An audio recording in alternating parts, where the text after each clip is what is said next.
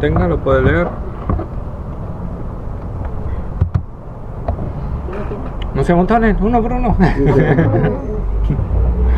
Por cuanto has guardado la palabra de mi paciencia, yo también te guardaré de la hora de la prueba que ha de venir sobre el mundo entero, para probar a los que moran sobre la tierra.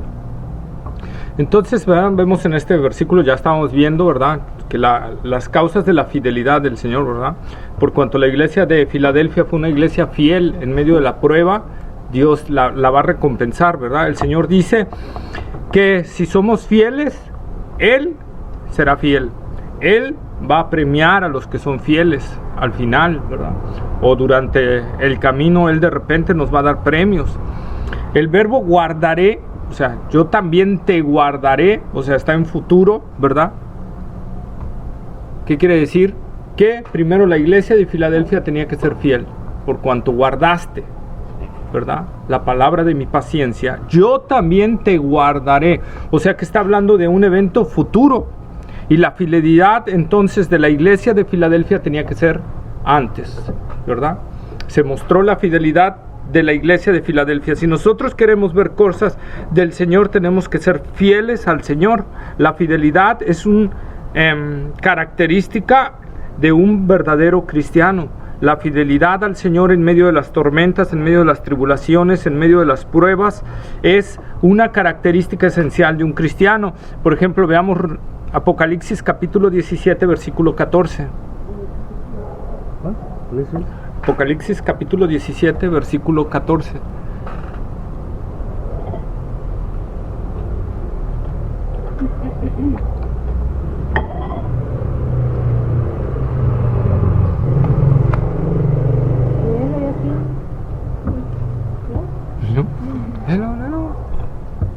Pelearán contra el Cordero y el Cordero los vencerá, porque Él es Señor de señores y Rey de reyes, y los que están en Él son llamados y elegidos.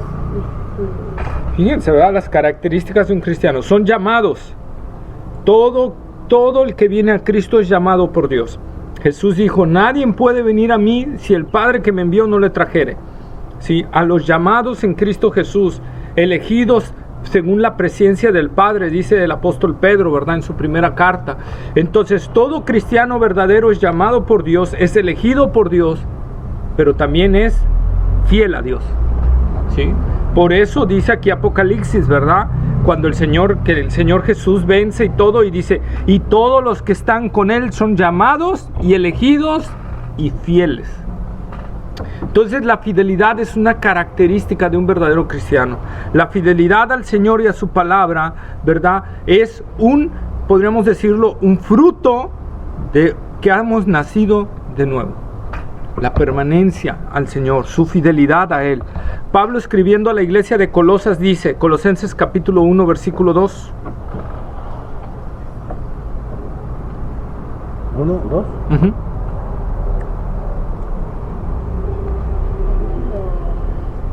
Capítulo 1, versículo 2.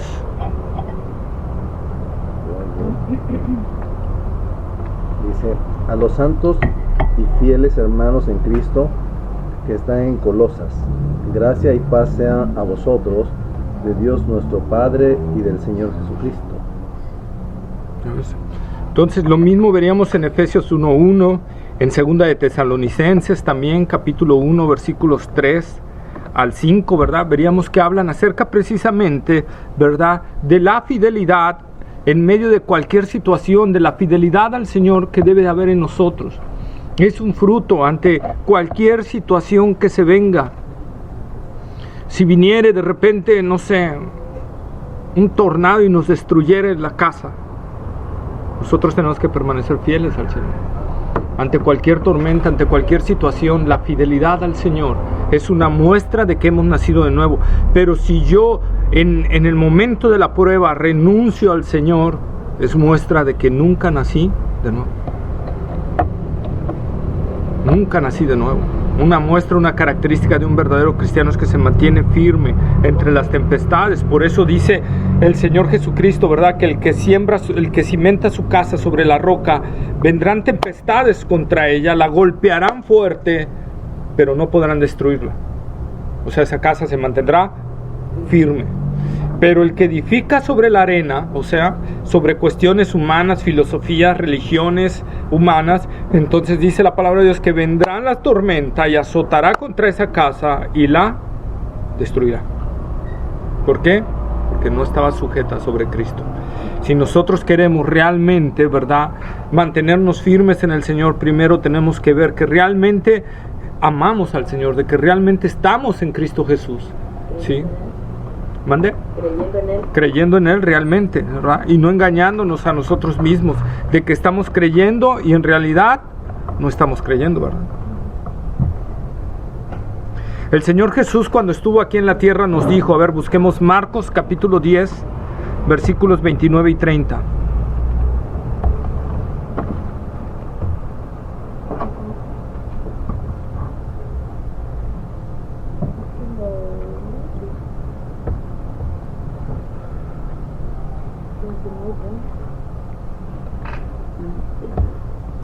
Marcos capítulo 10, versículo 29 y 30. ¿Sí, lo tiene? Dice, no se venden dos pajarillos por un cuarto. Ah, no, ese es Mateo, ¿no? Me equivoqué. Es Marcos. Alguien que lo tenga, lo leo. A ver, Itza. Respondió Jesús y dijo, de cierto os digo que no hay ninguno que haya dejado casa, o hermanos, o hermanas, o padre, o madre, o mujer, o hijos, o tierras, por causa de mí y del Evangelio, que no reciba 100 veces más ahora en este tiempo, casas, hermanos, hermanas, madres, hijos y tierras, con persecuciones, y en el siglo venidero la vida eterna. Fíjense, ¿verdad? El Señor promete dos tipos de recompensas, una temporal y la otra eterna, ¿verdad? Dice que si nosotros le seguimos fielmente y por causa de Él llegáramos a perder a nuestros padres, a nuestros hermanos, a nuestra familia por rechazo al Evangelio de Cristo, porque nos dan la espalda por ser cristianos, dice el Señor, que eso no te imponga. ¿Por qué? Porque no hay quien haga esto que no reciba 100 veces más en esta vida. ¿Por qué? Porque a nosotros al venir a Cristo encontramos una familia también en Cristo. Y ahí ya estamos recibiendo la primera recompensa, la primera familia, una familia de la fe, familia en Cristo Jesús, ¿sí? Y entonces se multiplica. Si mi familia era de 10, pues ¿cuántos somos en la fe en verdadera en Cristo? Somos más, ¿sí? Nuestras casas son las casas de todos. Eso así era en la iglesia primitiva. Nadie decía que era suyo algo, sino que era de todos, ¿verdad? Y dice, pero con persecuciones, ojo, con persecuciones, dice el Señor, en esta vida. El Señor mismo lo está ahí advirtiendo. Con persecuciones. Y en el siglo venidero, o sea, ya cuando Él venga, la vida eterna, o sea, disfrutar la gloria del Señor. Esas son las recompensas que el Señor está diciendo. Si nosotros somos fieles al Señor, si nos mantenemos fieles aquí, el Señor nos va a recompensar aquí. Si ante las persecuciones, ¿verdad?, ante las burlas, ante los desprecios del mundo, ante la vanagloria de la vida, nosotros nos mantenemos firmes en el Señor nos va a recompensar, ¿verdad? Tenemos varias recompensas del Señor. Dios honra, dice la palabra del Señor, a los que le honran. Si nosotros ponemos al Señor en primer lugar, Dios nos va a honrar, ¿sí? Porque Él es así. Dice Hebreos capítulo 11, versículo 6. A ver, por favor. Hebreos capítulo 11, versículo 6.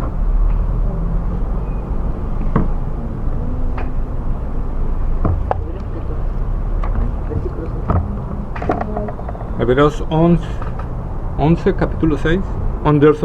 Hebreos capítulo 11, versículo 6.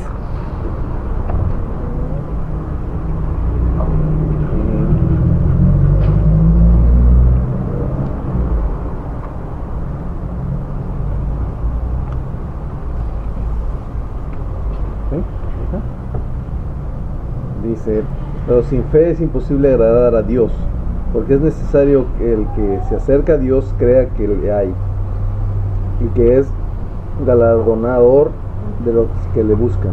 Sí, ¿verdad? Pero sin fe es imposible agradar a Dios, porque es necesario que el que se acerca a Dios crea que le hay, o sea, que Dios existe, que Dios es real, que realmente Él es quien dice ser, ¿verdad? Y 2 dice, y que es galardonador de los que le buscan. Ahí está. Si nosotros buscamos al Señor, el Señor nos va a galardonar, ¿sí? Nos va a dar cosas, nos va a dar bendiciones espirituales, pueden venir hasta bendiciones materiales, pueden venir muchas cosas del Señor, ¿verdad? Según su voluntad y soberanía, pero Él nos va a recompensar, ¿sí? Si nosotros le honramos, Dios va a honrarnos a nosotros. Esa es una palabra que Él nos da, ¿verdad? En el libro de la sabiduría, que es Proverbios, de la sabiduría práctica, ¿verdad? Proverbios nos dice, Proverbios 11:30, Proverbios capítulo 11, versículo 30 y 31. Proverbios está después de Salmos, de los Salmos. Proverbios capítulo 11, versículo 30 y 31.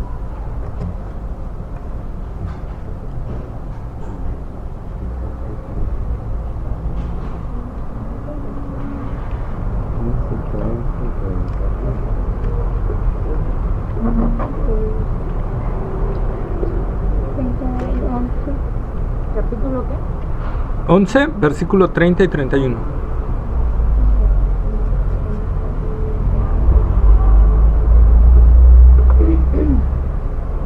Dice, el fruto del justo es árbol de vida, y el que gana almas es sabio.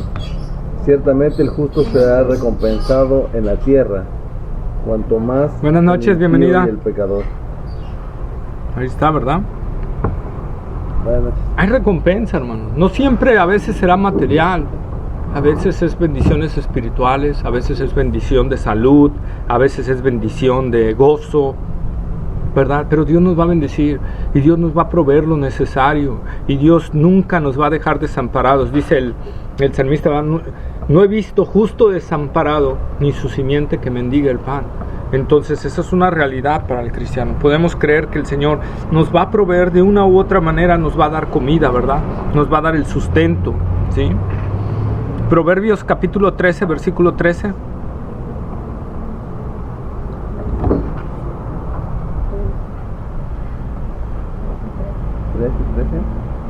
Uh-huh. ¿Alguien que lo lea?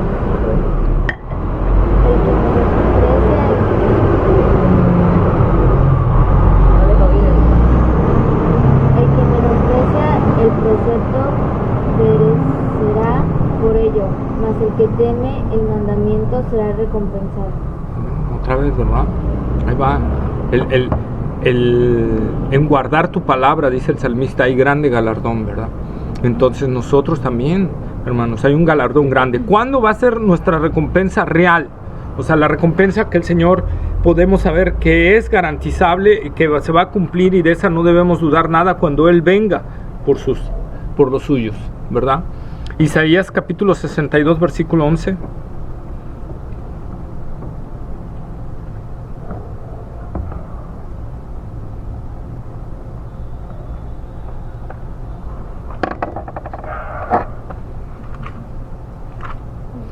Isaías, profeta Isaías, capítulo 62, versículo 11.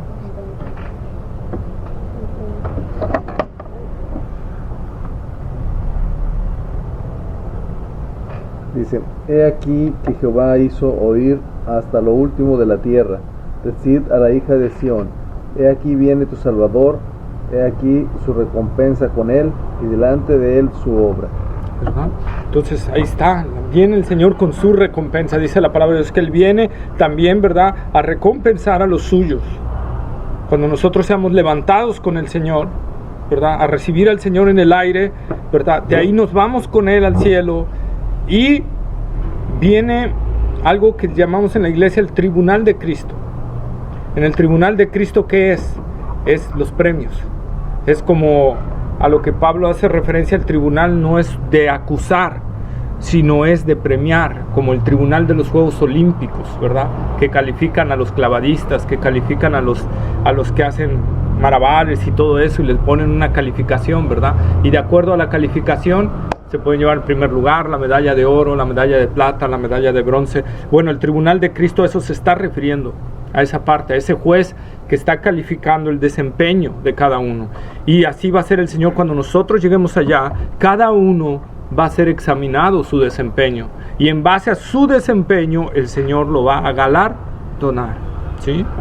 Esa es una de las partes. Aun cuando veamos la situación más difícil, aun cuando veamos que nos mantenemos fieles y nadie más, nosotros tenemos que hacerlo por amor al Señor, sabiendo que aún en eso el Señor nos recompensará. Nuestra recompensa y nuestra vista tiene que estar en la principal recompensa que el Señor nos va a dar. ¿Cuál es? La vida eterna. Estar con Él por los siglos de los siglos. Eso es lo mejor, ¿sí? Isaías capítulo 49, Isaías capítulo 49, versículo 4.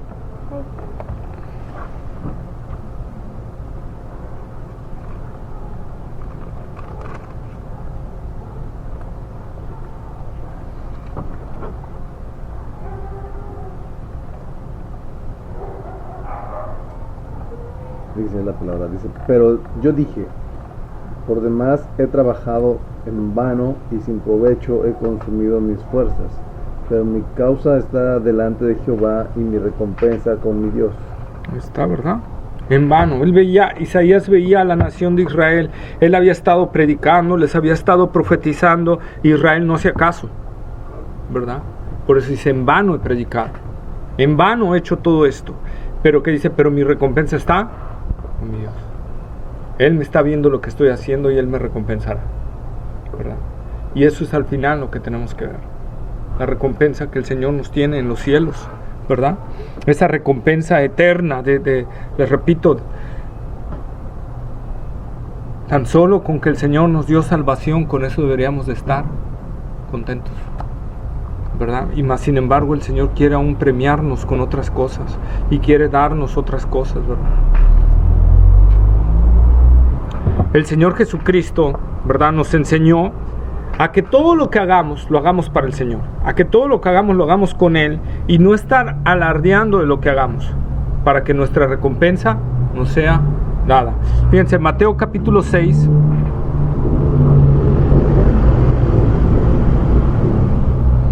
Mateo capítulo 6, versículos 3 al 6. Mateo, Evangelio de Mateo, capítulo 6, versículos 3 al 6.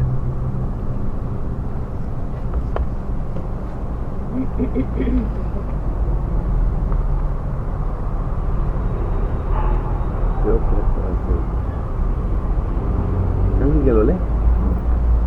Mas cuando tú des limosna, no sepa tu izquierda lo que hace tu derecha, para que sea tu limosna en secreto, y tu Padre que ve en lo secreto te recompensará en público. Y cuando ores, no seas como los hipócritas, porque ellos aman el orar en pie en las sinagogas y en las esquinas de las calles, para ser vistos de los hombres. De cierto os digo que ya tienen su recompensa. Mas tú, cuando ores, entra en tu aposento y cerrada la puerta, ora a tu Padre que está en secreto, y tu Padre que ve en lo secreto te recompensará en público. Ahí está, ¿eh? Haz las cosas en secreto para el Señor. Cuando vayas a dar algo, no alardes, no digas nada. Si a esa persona que le estás dando, en lugar de regresarte gratitud o bondad o bien, te regresa mal, pues no te preocupes. La recompensa la vas a recibir del Señor, no de esa persona. Nosotros damos de corazón y de amor porque sabemos que nuestra recompensa está con el Señor, y eso debe de ser, ¿verdad? Si nosotros bendecimos, ¿verdad?, a los hermanos en Cristo, a los siervos del Señor, el Señor dice, si tú le das un vaso de agua a alguien que creyó en mí, no perderás tu recompensa, ¿verdad? Si tú le das a uno de estos mis siervos, no perderás tu recompensa, Nosotros al dar debemos de dar de corazón, dando como para el Señor y dejar que el Señor haga las cosas. Si esa persona, lejos de ser agradecida, es una ingrata, bueno, ese es problema de él con el Señor, pero no es mi problema. Sí, yo doy de corazón lo que el Señor me da, ¿verdad?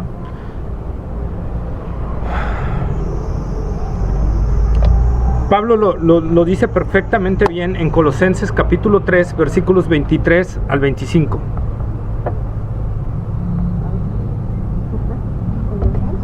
Colosenses capítulo 3, versículos 23 al 25.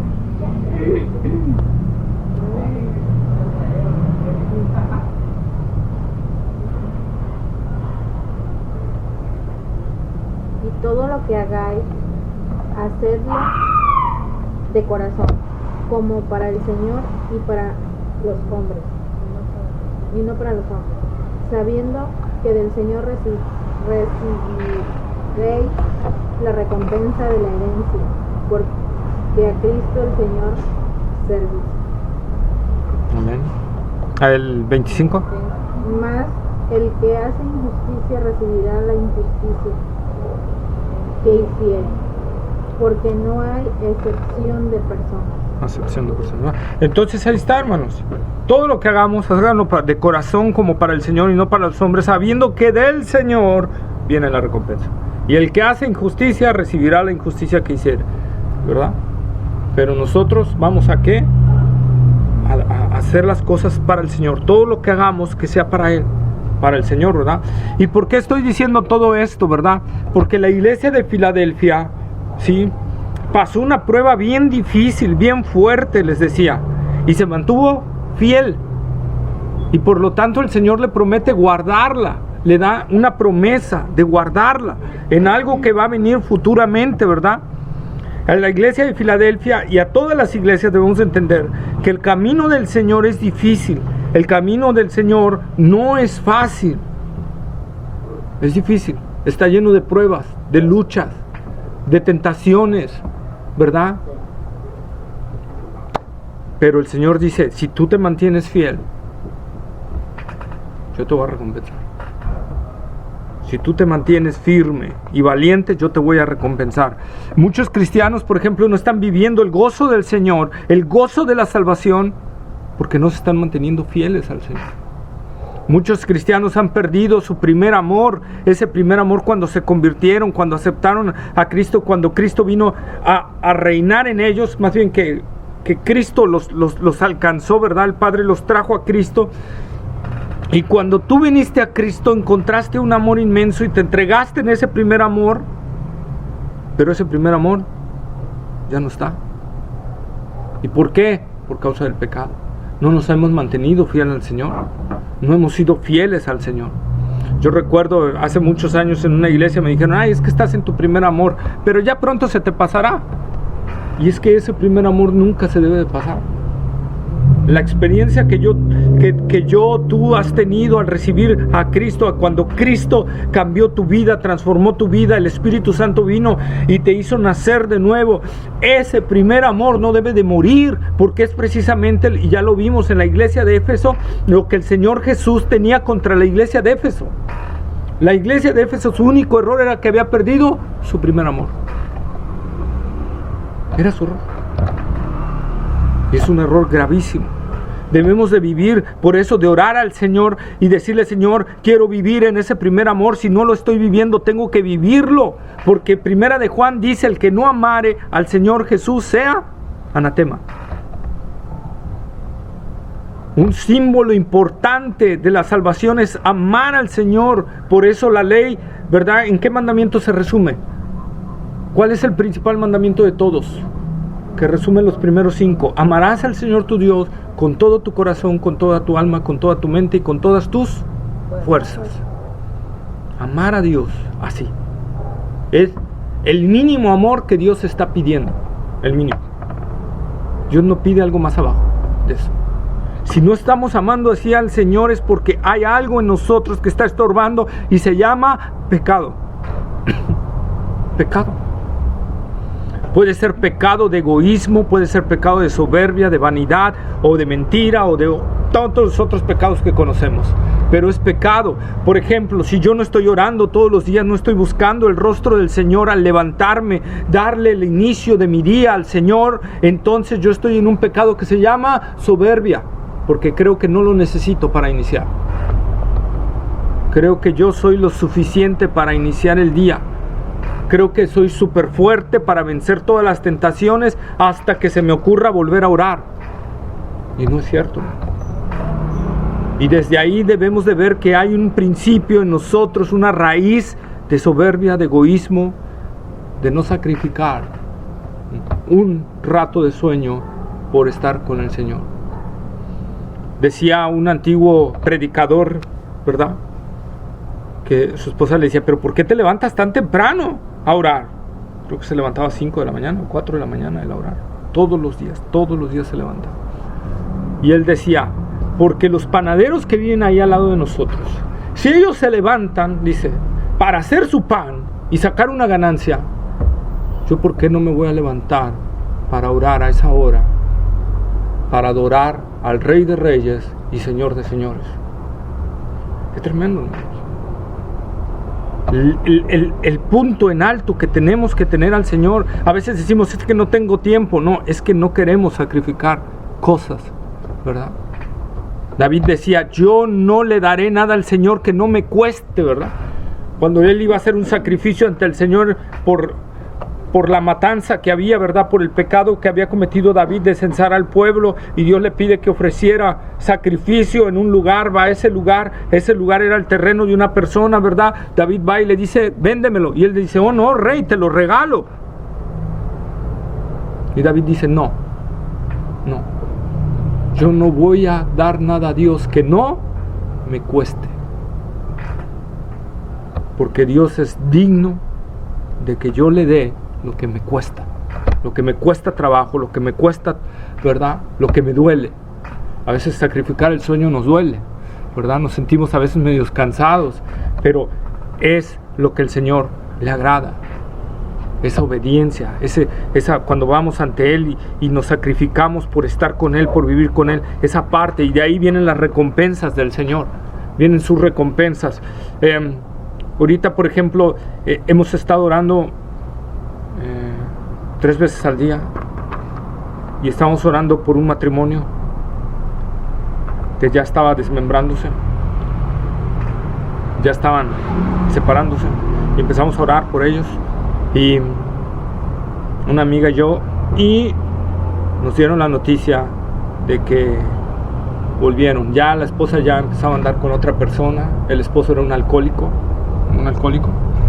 y hablaron y están reiniciando su relación como esposos otra vez, volvieron entonces, pero es la recompensa, hermanos. Si nosotros nos mantenemos fieles peleando la batalla, el Señor nos recompensará. El pastor John MacArthur decía, me llevé más de 30 años orando por la salvación de mi hermano, el mayor. El Señor lo recompensó su fidelidad. Si nosotros nos mantenemos fieles al Señor, orando, derramando nuestras lágrimas, como se los he dicho, ¿verdad? No estoy muy de acuerdo con muchas de las cuestiones teológicas que tiene Carlos Anacondia, pero algo que me fascinó y me gustó fue esa vez que lo entrevistaron y le dijeron cuál es el éxito de sus campañas, y él dijo, éxito, yo no sé qué es eso, yo solo sé que antes de salir a las campañas, ¿verdad?, ahí en los barrios pobres, en las pandillas, yo lo que hago es derramar mis lágrimas, bañar mis almohadas y mis sábanas de lágrimas por esas personas. Es lo único que sé. ¿Cuántas veces hemos derramado lágrimas por nuestros seres queridos que no están en la verdad? ¿Cuántas veces hemos derramado lágrimas por nuestros familiares, por nuestros amigos, por nuestros hermanos que andan errados, ¿verdad? ¿Cuántas veces le hemos clamado al Señor llorándole porque vengan al camino de Jesucristo? Algunos llevaremos años, pero de esos años, ¿cuántas lágrimas hay ahí? Dice que el Señor, en tono simbólico, ¿verdad?, todas nuestras lágrimas la pone en un frasquito y las va pesando. El Señor, dice el salmista, que con lágrimas sembraremos, pero con regocijo cosecharemos, ¿verdad? Entonces, eso es lo que nosotros tenemos que ver, hermano. Ante el Señor tenemos que clamar, porque Dios es muy misericordioso. No es un Dios duro, no es un Dios difícil, es misericordioso. Moisés dice que te deleitas en la misericordia. Dios se deleita en ser misericordioso. Nosotros tenemos que entender que Dios es así. Si yo le estoy orando a Dios, Dios me va a contestar si es su voluntad. ¿Y cuál es la voluntad de Dios? Que los hombres vengan a salvación. Entonces yo puedo decirle al Señor, Señor, tráelos salvación, porque es tu voluntad, Señor, que ellos vengan a salvación, ¿verdad? Y empezar a orar así, ¿sí? Pero la prueba es difícil. A veces vendrán situaciones fuertes. A veces el enemigo se levantará y te tratará de tumbar con enfermedad, o con luchas, o con exceso de trabajo, o con exceso de tareas, o con exceso de actividades, para que tú no dediques tiempo a la oración ni a la meditación de la palabra. Y ahí el enemigo, si yo lo permito, está ganando una batalla crucial para mí. Y yo estoy dejando a merced mi casa, mis amigos, mis hermanos, mis tíos, todo lo estoy dejando. Si yo no peleo la batalla, ¿verdad? Entonces el Señor le dice a la iglesia, ¿verdad? Por cuanto yo te guardaré, ¿sí? De la hora de la prueba. ¿Cuál es esa hora de la prueba? Ya vimos que la iglesia, vez tras vez, en su transitar aquí en el mundo, va a estar en pruebas, en luchas, en tribulaciones. Ese es el camino del cristiano: luchas, pruebas, tribulaciones, ¿verdad? Pero ¿a qué se refiere Jesús cuando dice: por cuanto tú guardaste la paciencia de mi palabra, yo también te guardaré de la hora de la prueba? No puede estar diciendo, ¿verdad?, sobre las siguientes tribulaciones o pruebas que iban a venir sobre la iglesia, porque las iglesias, esa es la vida de la iglesia.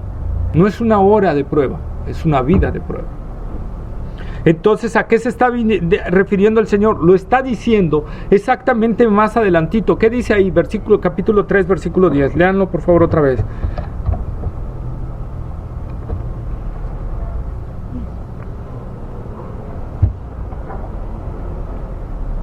Dice: por cuanto has guardado la palabra de mi paciencia, yo también te guardaré de la hora de la prueba que ha de venir sobre el mundo entero, para probar a los que moran sobre la tierra. Ahí está, ¿verdad? Para probar a los que moran, ¿dónde? Sobre la tierra. La tierra. En el original griego es en el mundo habitado. La hora de la prueba no es para la iglesia. La hora de la prueba, ¿para quién es?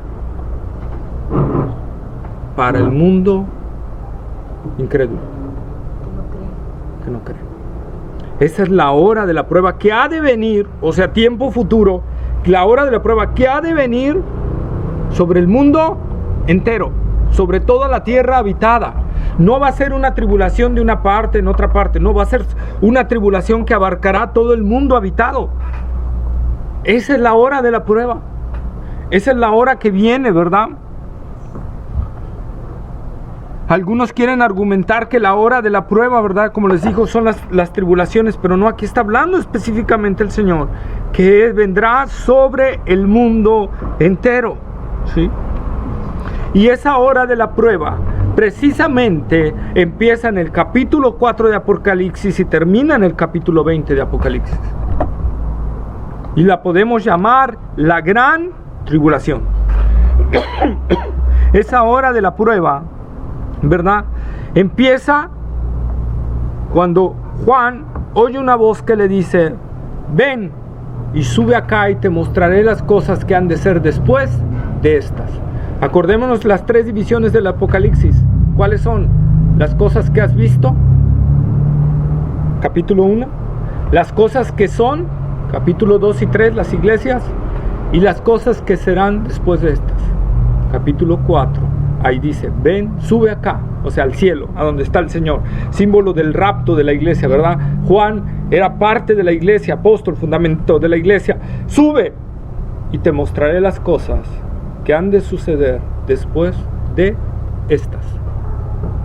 ¿Después de qué? Del tiempo de la iglesia. La iglesia será quitada y vendrá la hora de la prueba. Por eso el Señor dice: te guardaré de. Algunos dicen que el Señor nos va a guardar en la gran tribulación, que vendrá la iglesia, pasará la gran tribulación y el Señor la va a guardar durante ese periodo. Pero el Señor no dice te guardaré en, dice te guardaré de. En significaría que pasamos. De significa que no pasamos. Te guardaré en la hora de la prueba es, vas a pasar ahí, pero yo te voy a guardar. Y te guardaré de la hora de la prueba es que no pasará la iglesia por la gran tribulación. ¿Sí? Seremos arrebatados, ¿verdad? Es lo que le está prometiendo el Señor Jesús. Por cuanto te has mantenido fiel, iglesia de Filadelfia, y es en general a todas las iglesias en todo el tiempo, ¿verdad? Por cuanto se han mantenido fieles, yo voy a guardar a la iglesia de la hora de la prueba. La iglesia de Cristo siempre es fiel. Las falsas iglesias no son fieles. Entonces, el Señor está prometiendo a la iglesia de Filadelfia, ¿verdad? Guardarla de esa hora tan terrible que vendrá sobre la humanidad entera. Será una hora que durará 7 años. Y será tremenda. Será muy, muy tremenda, hermanos. Fíjense, para ver que la iglesia no va a pasar por esta parte, es que la última vez que aparece la palabra iglesia en Apocalipsis, fíjense, es en el capítulo 3, versículo 22. Y de allí aparece hasta el capítulo 22, versículo 16. ¿Sí?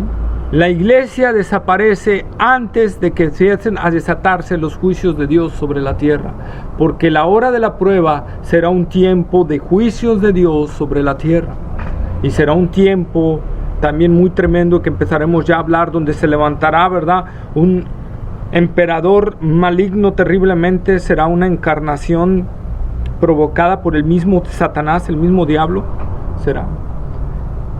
Y se levantará ese hombre inicuo, así lo nombra la Biblia, inicuo, el hombre de pecado, la bestia, el anticristo por excelencia. Y se levantará ese ser a dominar casi todo el mundo, ¿verdad? Él empezará y levantará un imperio, y se levantará sobre 10 naciones, y esas 10 naciones le entregarán el reino a este emperador, y él dominará sobre el mundo casi entero. Este hombre tendrá un carisma tremendo y tendrá una inteligencia del mismo diablo. Por eso la gente lo admirará. Y la gente se dejará guiar por este hombre y se dejará poner una marca por este hombre. Este último dictador, la Biblia lo nombra la bestia aquí en Apocalipsis. Por lo terrible que es, por lo tremendo que es. Pero en esa hora de la prueba serán desatados juicios de Dios, será levantado el anticristo y habrá una persecución tan tremenda, cual no la ha habido nunca ni la habrá jamás sobre la tierra. Es la hora de la prueba que el Señor promete librar a su iglesia de esa hora de la prueba. La hora de la prueba, sí, es, también denominado el día de Yahweh o Jehová, ¿verdad? Sí. Joel capítulo 2, versículo 1.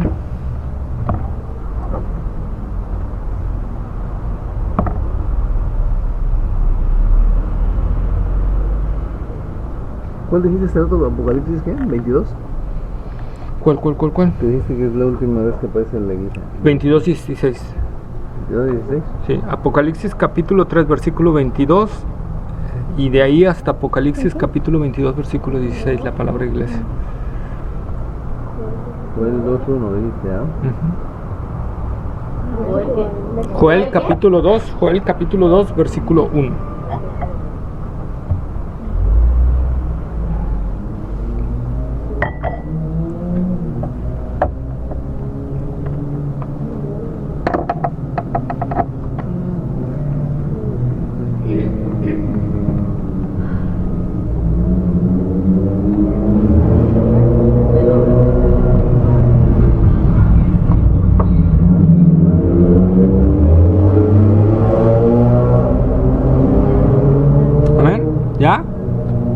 tiene? Versículo 1. Tocad trompeta en Sión y dad alarma en mi santo monte. Tiemblen todos los moradores de la tierra, porque viene el día de Jehová, porque está cercano. Ahí está, ¿verdad? Tocad trompeta. En el sonido de alarma. Tiemblen todos los moradores de la tierra, porque viene el día de Jehová. Y esa es la hora de la prueba, el día de Jehová, el día de Yahweh en el original, ¿no? ¿Sí? Es ese día donde Dios derramará su ira sobre la tierra y enjuiciará y castigará a los moradores de la tierra. Debido a su pecado, a su maldad, a su rebelión, Dios castigará, ¿sí? Y esta prueba se mantiene por eso precisamente. Miren, Apocalipsis capítulo 11, versículo 10.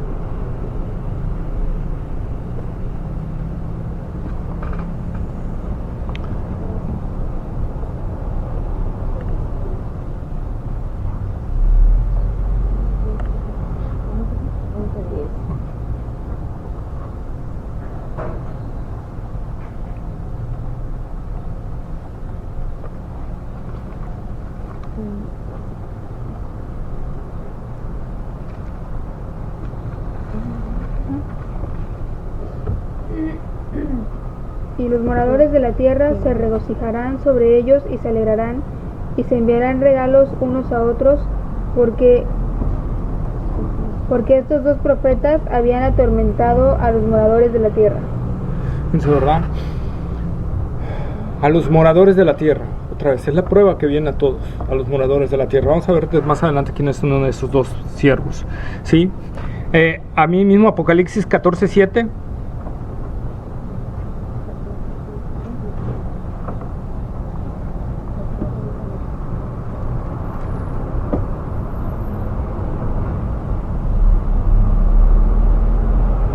Diciendo a gran voz, temed a Dios y dadle gloria, porque la hora de su juicio ha llegado, y adorad a aquel que hizo el cielo y la tierra, el mar y las fuentes de las aguas. Está, ¿verdad? Los moradores de la tierra, otra vez, ¿sí? Entonces, esta hora de la prueba, precisamente esta hora de la prueba, o día de Yahweh, corresponde a la semana 70 de Daniel. ¿Han oído hablar de la semana 70 de Daniel? ¿No? Ok. Daniel, cuando fue exiliado, cuando se lo llevó Nabucodonosor, y Nabucodonosor tiene un sueño, ¿verdad? Y trae a los sabios para que le revelen ese sueño, pero él no les dice que soñó, ¿sí? Y los sabios y los magos que tenía y todos le decían, pues es que rey, nadie ha pedido tal cosa. Dinos el sueño y te damos la interpretación. No, dice, porque sé que ustedes, si yo se los digo, van a decirme cosas que no son. Yo quiero que me lo digan ustedes lo que yo soñé, para saber que su interpretación realmente es correcta. Y mandó a matar, ¿verdad?, a todos los magos, porque nadie podía, más bien dicho, revelarle eso. Entonces Daniel viene, ¿verdad?, y le dice al rey, permítenos, danos un tiempo y te daremos la revelación. Y se pusieron a orar, otra vez, ¿verdad? Daniel y sus amigos, ¿verdad?, Ananías, Misael y Azarías, que era Sadrach, Mesach y Abednego, a veces los conocemos más por esos nombres, ¿verdad? Se pusieron a orar. El Señor le da la revelación a Daniel. Daniel va y se la dice a Nabucodonosor: oh rey, vi una estatua, ¿verdad?, de varios colores y todo. Y ahí hablaba del último poder mundial. Posteriormente Daniel tiene otras visiones, y orando al Señor, ahí mismo, ¿verdad?, orando al Señor por los 70 años que hablaba el profeta Jeremías de la cautividad de Israel. A causa de su pecado, Israel, Dios había prometido sacarlos, ¿verdad?, exiliarlos de su tierra, pero a los 70 años regresarlos. Entonces Daniel, como estaba atento a la palabra de Dios y a las profecías, Daniel vio el cumplimiento. Entonces empezó a orar por eso. Y Dios le trae una revelación que no eran 70 años realmente, sino que eran 70 semanas, ¿sí? Y le dicen 62 semanas hasta que venga el Mesías príncipe, ¿verdad? Y de ahí tantas semanas en su muerte y todo, y se levantará un pueblo. Y en la última semana, que es la semana 70, se levantará un hombre inicuo. Y empieza ahí a narrar los sucesos que Juan está explayándolos en Apocalipsis. ¿Sí? Y lo vamos a ver cuando empecemos a ver ya a partir del capítulo 4, vamos a tocar mucho a Daniel, pero esas son las semanas 70 de Daniel. Vayamos a Daniel capítulo 9, versículos 20 al 27, por favor. Daniel capítulo 9, versículos 20 al 27.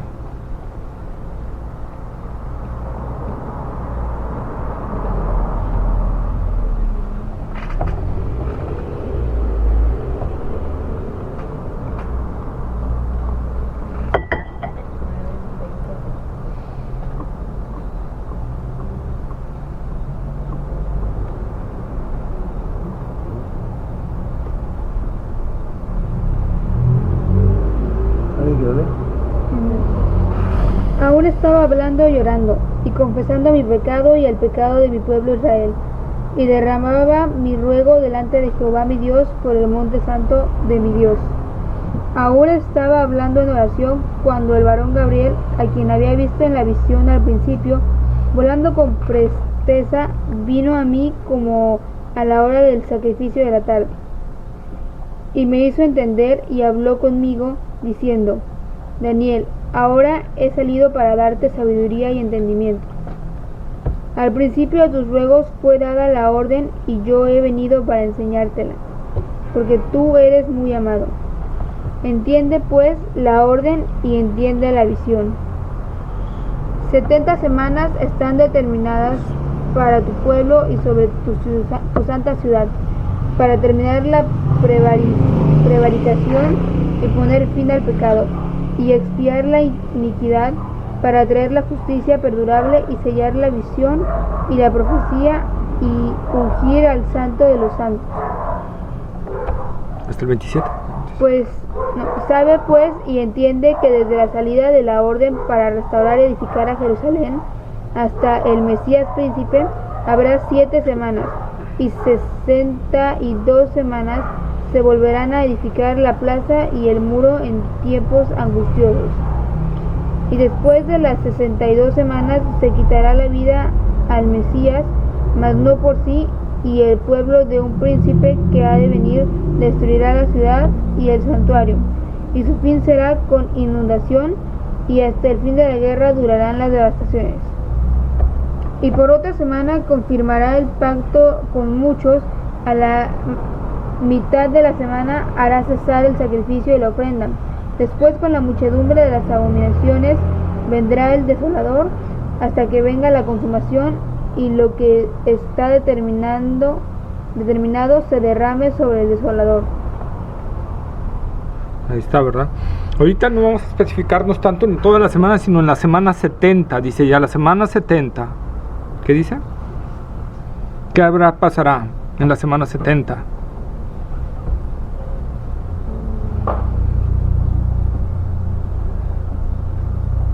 Y el pueblo de un príncipe que ha de venir destruirá la ciudad del santuario, y su fin será con inundación, y hasta el fin de la guerra durará las devastaciones. Y por otra semana, esa es la semana 70, porque vean que nada más dijo 7, 62, y luego viene y dice: y por otra semana, o sea la semana 70, confirmará el pacto con muchos, a la mitad de la semana hará cesar el sacrificio y la ofrenda, y después con la muchedumbre de las abominaciones vendrá el desolador, hasta que venga la consumación, lo que está determinado se derrame sobre el desolador. ¿Qué va a pasar? Aquí Daniel está hablando del último imperio mundial que se va a levantar, donde la bestia, este ser, permitirá que el templo de Israel se vuelva a construir. Y cuando esté construido el templo de Israel, él entonces entrará hasta el lugar santísimo y dirá: adórenme porque yo soy Dios. Esa es la desolación desoladora. Eso es lo que está hablando allí. Israel dirá: no, porque ese tiempo, y lo vamos a ver, no es solo para probar a la humanidad. Ese tiempo es para hacer volver el corazón de Israel a su Dios. El corazón de la nación de Israel va a ser vuelto a Dios.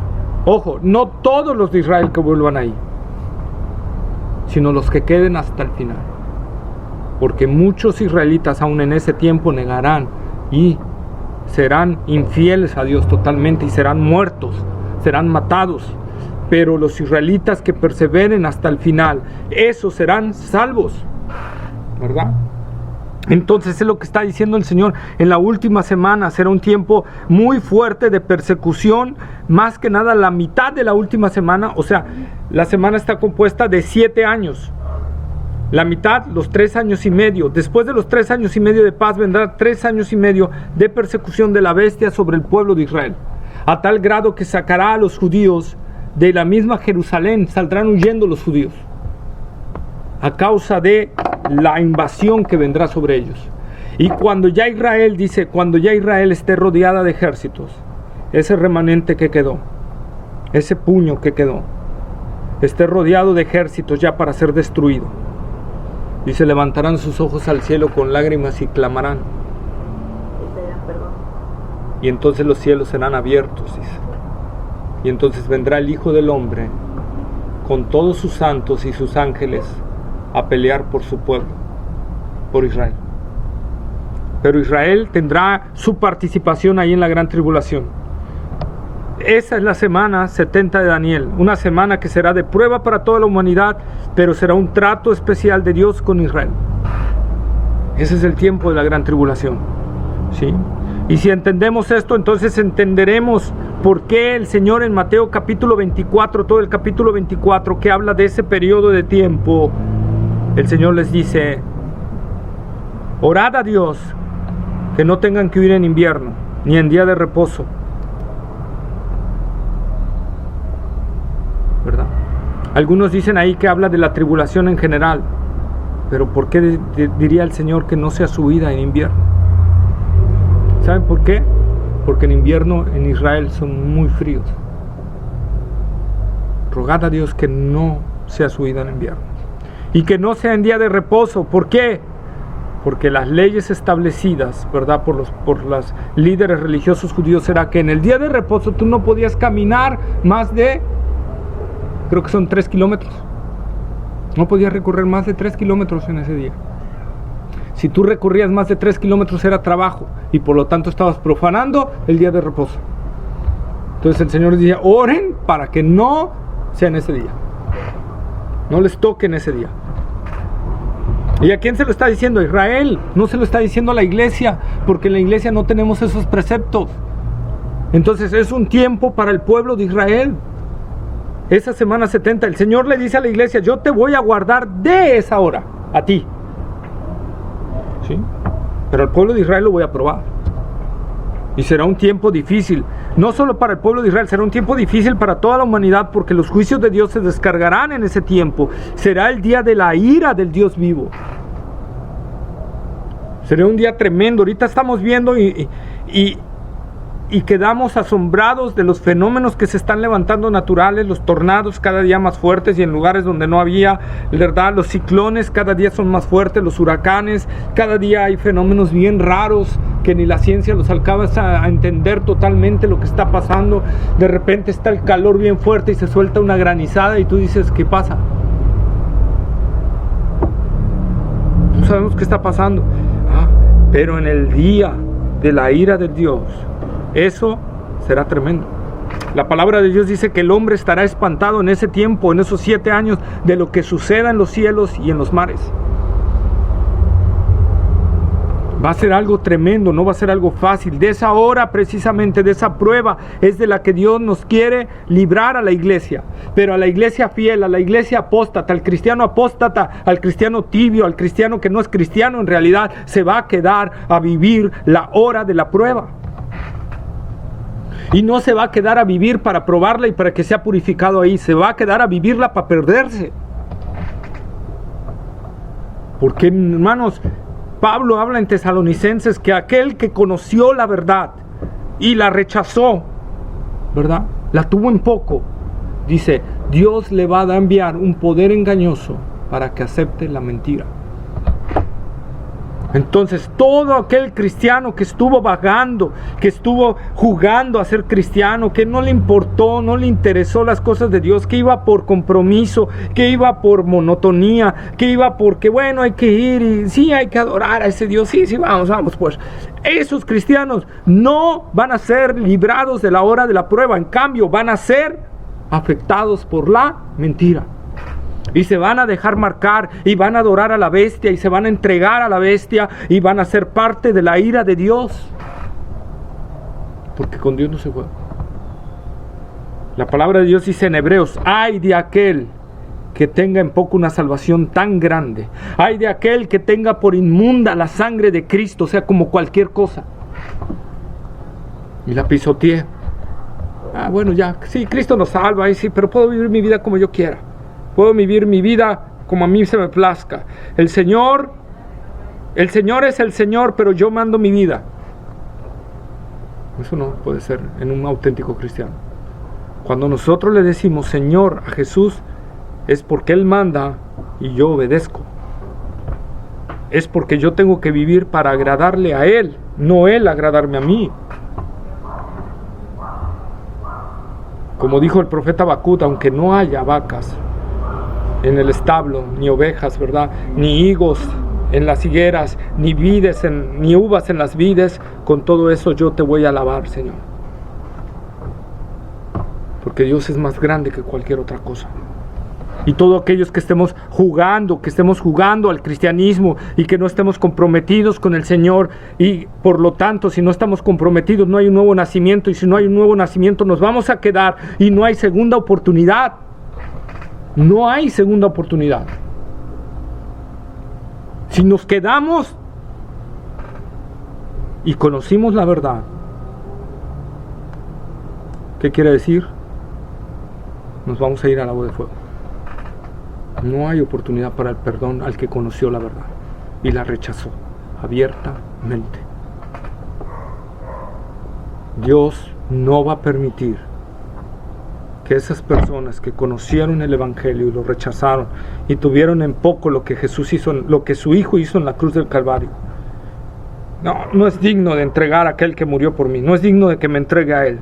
No es digno de que yo sufra afrentas de mis amigos, de mis compañeros, de mi familia. No es digno. No es digno de que yo le entregue mi vida. No es digno. Él murió en la cruz. Yo creo en Él, pero no es digno.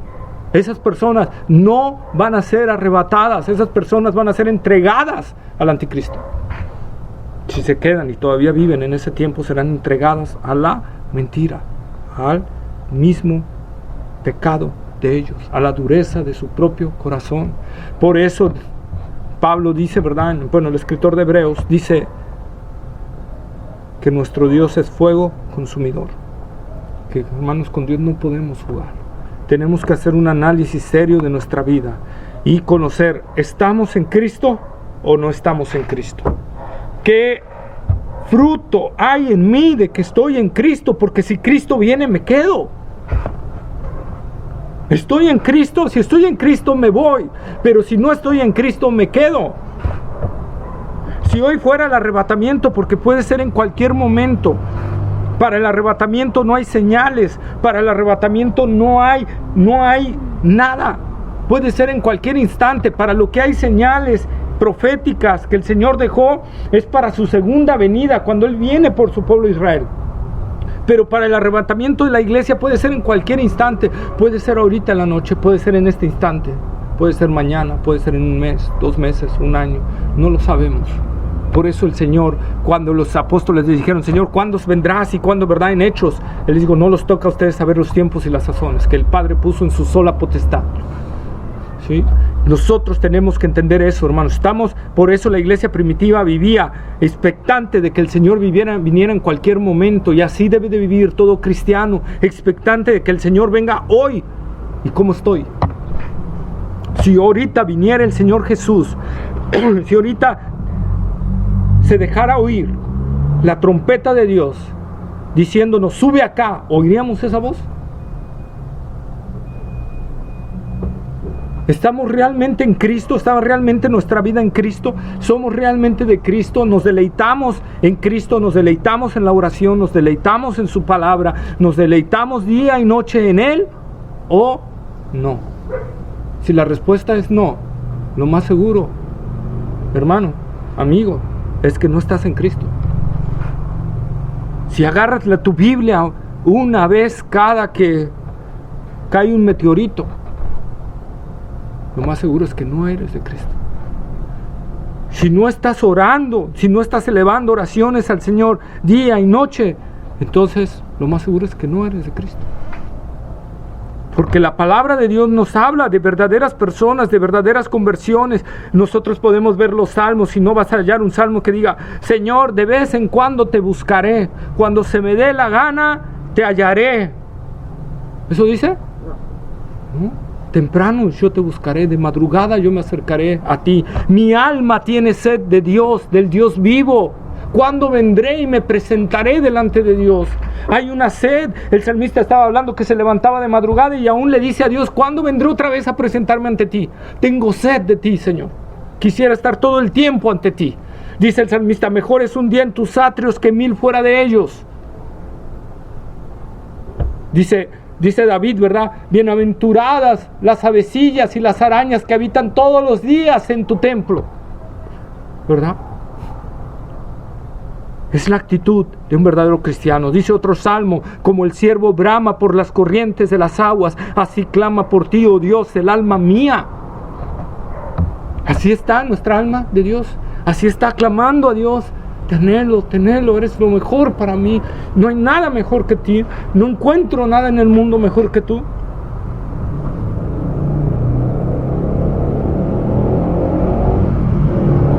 Bienaventurado, el Salmo 1, bienaventurado el varón, ¿verdad?, que medita en la ley de día y de noche. Día y noche. Pablo dice: orad sin cesar. Presentaos vuestros cuerpos vivos en sacrificio vivo, santo, agradable a Dios todos los días. Esa es la vida cristiana, eso, pero no es una vida de sacrificio, es una vida de gozo, porque lo haces con gozo, aunque sí es un sacrificio levantarte temprano, pero lo haces gozoso porque dices: me voy a presentar ante mi Rey, ante aquel que me lavó, me limpió, me transformó, me salvó. Era yo un perdido, era yo alguien sin Él, y me salvó. Le debo todo, ¿verdad? Necesitamos, hermanos, hacer ese análisis, porque si no nos vamos a ir con el Señor. Y veremos en ese momento a muchos irse, desaparecer. Y lo peor de todo es que no vamos a entender por qué. Porque nuestro entendimiento va a ser nublado para que no nos podamos arrepentir. Necesitamos, hermanos, en realidad examinarnos a nosotros mismos, porque el Señor le promete a la iglesia de Filadelfia: si tú eres fiel, por cuanto tú fuiste fiel en el tiempo de tu tribulación, de tu angustia, yo te voy a guardar de esa hora que viene sobre toda la humanidad. La pregunta: ¿yo he sido fiel al Señor? ¿Estoy siéndole fiel al Señor? ¿Estoy realmente en una entrega hacia el Señor? ¿O me estoy engañando a mí mismo y estoy creyendo que estoy siguiendo al Señor? Y estoy diciéndole: el Señor es mi Rey, pero yo mando. El Señor es un rey como los de ahora, que el que realmente manda es el primer ministro. Los reyes de Inglaterra, los reyes de España solo están para las cuestiones políticas, pero realmente quien manda es el primer ministro, el que elige el pueblo. Entonces nosotros decimos: el Señor es mi Rey, pero yo soy el primer ministro. A Él lo tengo solo para los días que hay estudio bíblico. A Él solo lo tengo los días que se me ocurre una predicación. Pero de ahí yo soy el dueño de mi vida, y yo elijo lo que veo, yo elijo cómo invierto mi tiempo, yo elijo para mí. Y el Señor, ahí lo hago a un lado. Ya cuando yo decida, lo vuelvo a traer. Error. Eso significa que no estoy en Cristo. Eso significa que no estoy en Cristo. Para un verdadero cristiano, anhelar los atrios del Señor, anhelar estar en comunión con el Señor es importantísimo, porque el día de Jehová será tremendo, ¿no? La palabra de Dios describe, y lo vamos a ir viendo en Apocalipsis, que habrá un terremoto cual no lo ha habido nunca ni lo habrá jamás sobre la tierra, que habrá días de oscuridad sobre la tierra total, ¿sí? Total, no nos van a servir los focos. Total. ¿Sí? Estaba yo leyendo el otro día que si se alinearan no sé qué planetas y hubiera una tormenta solar, la tormenta solar provocaría que no tuviéramos luces. Y la alineación de los planetas provocaría que la luz del sol no entraría y tendríamos oscuridad total. No iría todo verde. Entonces, y está diciendo la palabra de Dios que será así. Y no solo eso, caerá granizo de peso de 3 kilos sobre la tierra. Y no solo eso, caerán meteoritos sobre la tierra. Y no solo eso, habrá terremotos, habrá angustias, habrá hambres, habrá muy poca agua para beber, habrá sequías, habrá poca producción de alimento, habrá pestes, hambres, guerras. Y no solo eso, Dios en ese tiempo y a causa de la maldad del hombre mandará un ángel a abrir el abismo donde están encerrados los peores demonios y permitirá que salgan para que atormenten a la humanidad sobre la tierra. Todo eso vendrá en ese tiempo. Por eso se le llama el día de la ira del Dios Todopoderoso, donde Dios dirá, así como dijo en el día del diluvio, ya me cansé de contender con el hombre, hasta aquí lo voy a raer de la tierra. Así será en el día de la gran tribulación. Dios va a decir, ya me cansé del hombre, aunque me cansé le voy a dar para que se arrepienta, pero le voy a mandar juicios sobre la tierra. Vendrán juicios tremendos. Me dice que el sol quemará a la gente, le provocará llagas en la piel, y eso lo estamos viendo ya. La capa de ozono cada vez se reduce más y están entrando cada vez más directo los rayos ultravioleta del sol, y esos rayos ultravioleta son causantes del cáncer. Y quemará, dice, quemará. Ya no nos podemos exponer mucho tiempo al sol, porque si tú te expones mucho tiempo al sol te puede salir una mancha solar o una llaga del sol, ¿verdad? Eso nos están diciendo, eso vendrá en el día del Señor. El sol quemará a los habitantes de la tierra, y lo estamos viendo, ¿verdad?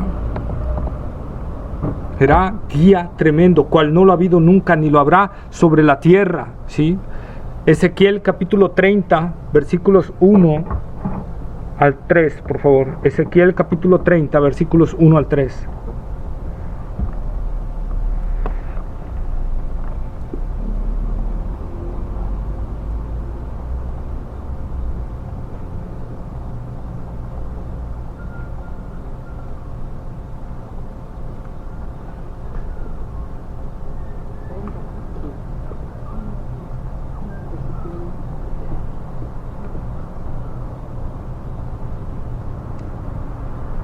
Dice, vino a mí palabra de Jehová diciendo, hijo de hombre, profetiza, y di, así ha dicho Jehová el Señor, lamentad, ay de aquel día, porque cerca está el día de Jehová, día de nublado, día de castigo de las naciones será. Fíjense, ¿verdad? Isaías capítulo 13, versículos 6 al 10. Isaías capítulo 13, versículos 6 al 13, por favor.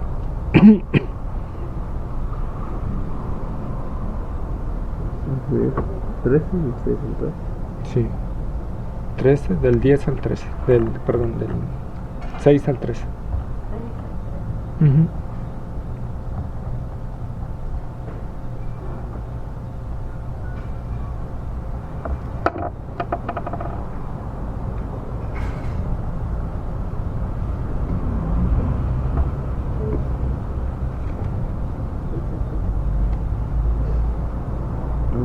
¿Lo tienen?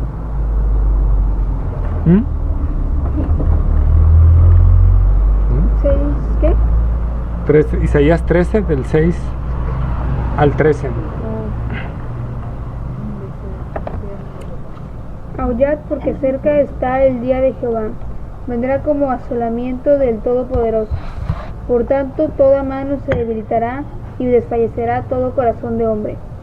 Y se llenarán de terror, angustias y dolores se apoderarán de ellos.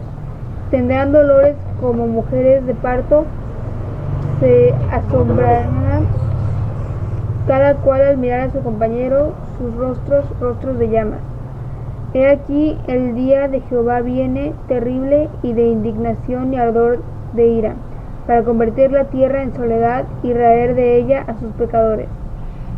Por lo cual las estrellas de los cielos y sus luceros no darán su luz, y el sol se oscurecerá al nacer, y la luna no dará su resplandor. Y castigaré al mundo por su maldad, y a los impíos por su iniquidad, y haré que cese la arrogancia de los soberbios, y abatiré la altivez de los fuertes. Haré más precioso que el oro fino al varón, y más que el oro de Ofir al hombre. Porque haré estremecer los cielos, y la tierra se moverá de su lugar, en la indignación de Jehová de los ejércitos, y en el día del ardor de su ira. Así va a ser el día de Dios, así va a ser el día de Jehová, así va a ser terrible, terrible, ¿sí? Terrible. Les voy a leer rápidamente Joel 1.15, Joel 2, ¿qué dice? Joel 1.15 dice: ay del día, porque cercano está el día de Jehová, y vendrá como destrucción por el Todopoderoso. Profeta Joel igual, capítulo 2, versículos 1 y 2. Tocad trompeta en Sión y dad alarma en mi santo monte. Tiemblen todos los moradores de la tierra, porque viene el día de Jehová, porque está cercano. Día de tinieblas y de oscuridad, día de nube y de sombra. Como sobre los montes se extiende el alba, así vendrá un pueblo grande y fuerte, semejante a él no lo habrá jamás, ni después de él lo habrá en años de muchas generaciones. Y ahí está hablando del ejército de la bestia. Joel capítulo 2 versículos 11 y 13. Y Jehová dará su orden delante de su ejército, porque muy grande es su campamento, fuerte es el que ejecuta su orden, porque grande es el día de Jehová y muy terrible, ¿quién podrá soportarlo? Por eso pues, ahora dice Jehová, convertíos a mí con todo vuestro corazón, con ayuno y lloro y lamento, rasgad vuestro corazón y no vuestros vestidos, y convertíos a Jehová vuestro Dios, porque misericordioso es y clemente, tardo para la ira y grande en misericordia, y que se duele del castigo. Vean lo que Dios como está advirtiendo y está pidiendo a la humanidad que se arrepienta y se convierta y se vuelva a Él en humildad y en humillación. Eso está pidiendo el Señor hoy a todo aquel que no se ha convertido en Cristo, que no ha entregado su vida al Señor. Es tiempo de que medites en esto. No vayas a entrar ese día. No vayas a entrar ese día.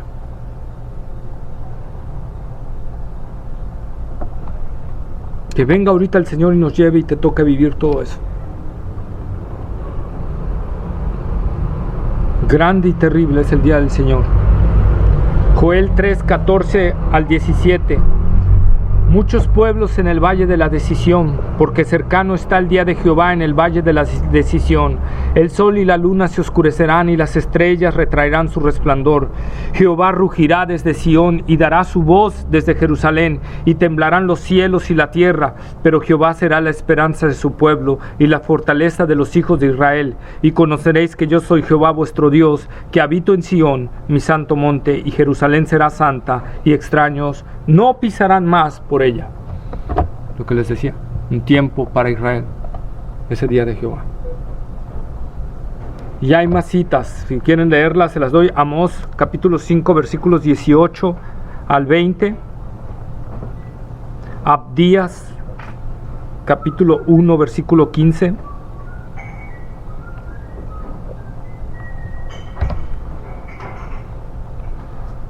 Entonces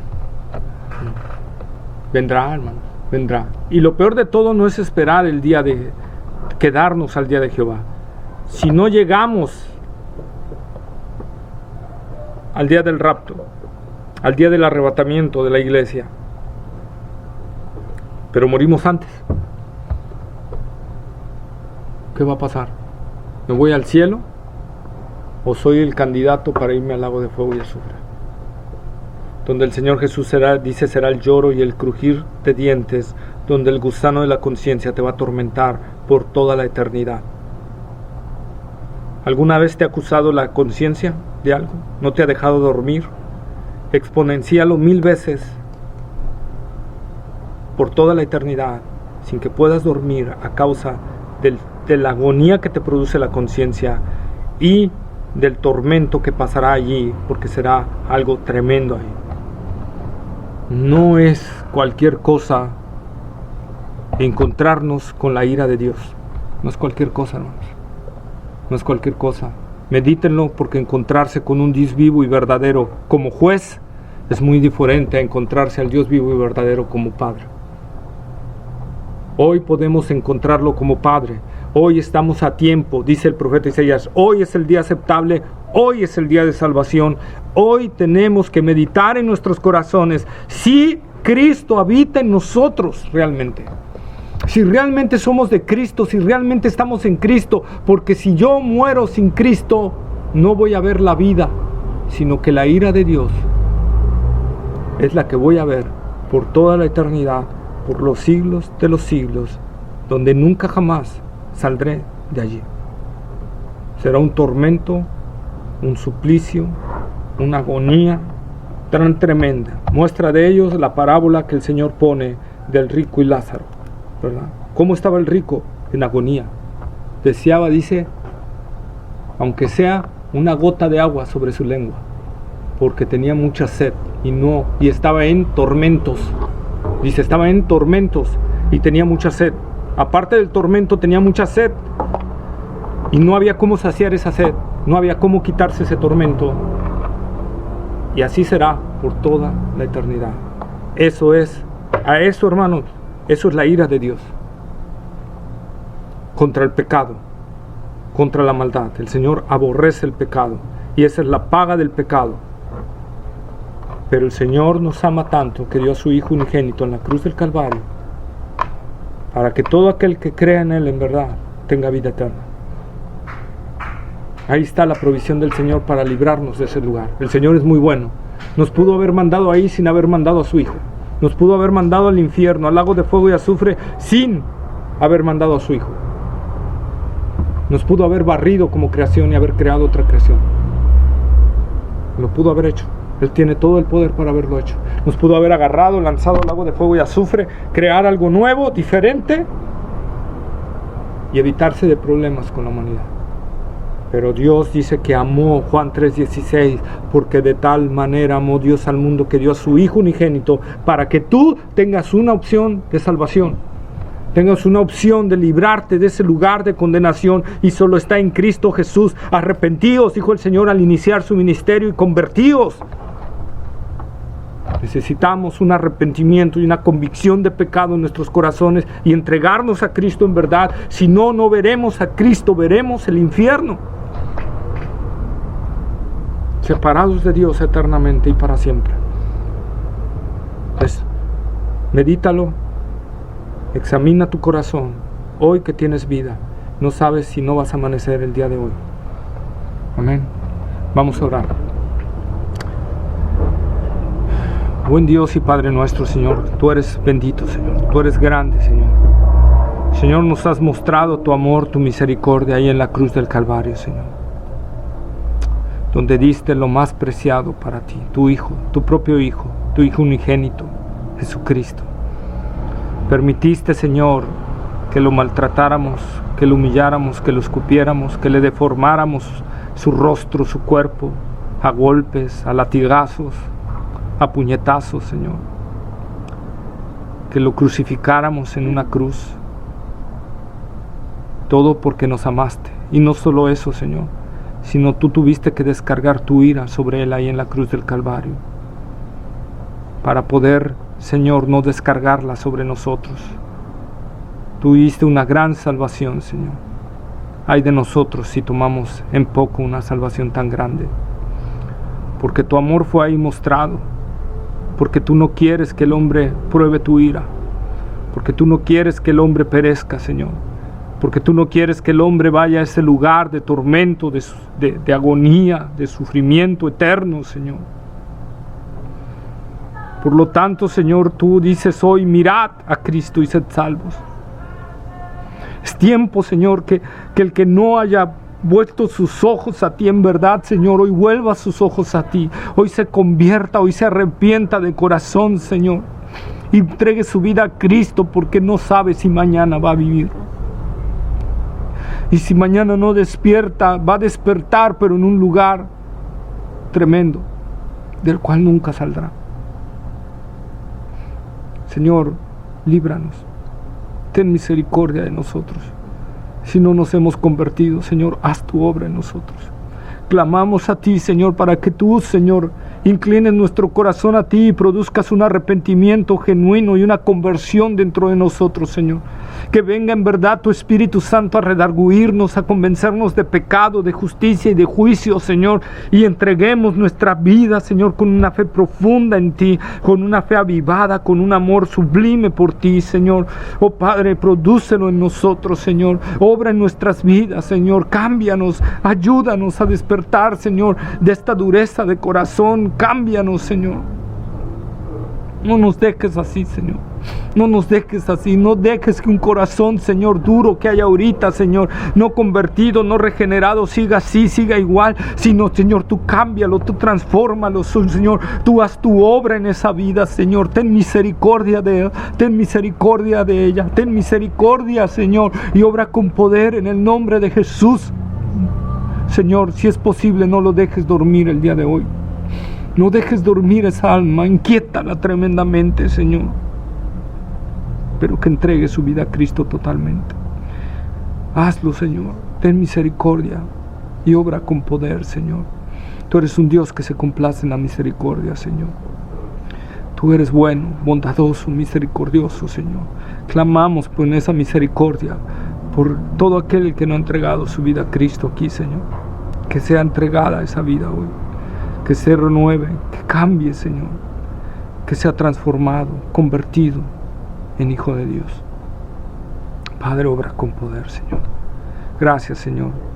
Te entregamos a ti este estudio, Señor, y te damos a ti toda la gloria, y te pedimos que tú bendigas, Señor, nuestra partida y los que viven en esta casa, que tú los guardes, Señor, que tú los protejas y los libres de todo mal. Gracias, Señor, por esta bendición de tu palabra. Gracias por hablarnos así, Señor. Gracias por redarguirnos, porque tu palabra fue exhortativa, Señor. Fue de hablarnos, de advertirnos, Señor, acerca de lo que puede venir si nosotros tomamos en poco una salvación tan grande, Señor. Gracias en el nombre de Jesús, Señor. Te adoramos, te bendecimos en el nombre de Cristo. Amén, Señor. Pues ahí está, hermano. Muchas gracias. ¿Y alguna pregunta, duda que tengan? ¿Comentario? ¿No? ¿Nada? ¿Todo bien?